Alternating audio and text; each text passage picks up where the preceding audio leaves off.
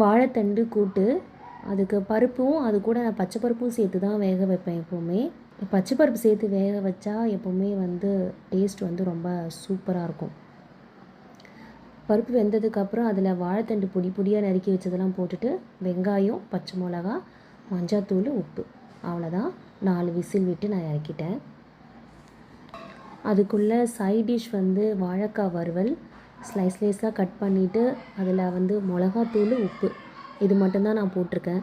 நீங்கள் பூண்டு தட்டி போட்டுக்கலாம், கறிவேப்பிலையும் போட்டுக்கலாம். கூட்டு ரெடி ஆயிடுச்சு. இப்போ இதில் தாளிப்பு போட்டுடலாம். நான் தேங்காய் பூ தாளிப்பும் போட்டுட்டேன். வாழைக்காயை வாணலில் தான் வறுக்க போகிறேன். எல்லோரும் தோசைக்கல்லில் வறுப்பாங்க. இது எங்கள் அம்மாவுடைய ஸ்டைல். இது எங்கள் அம்மா எது வறுத்தாலும் வாணல் தான் வறுப்பாங்க. எனக்கு அது ஒரு பெரிய டவுட் இருந்தது.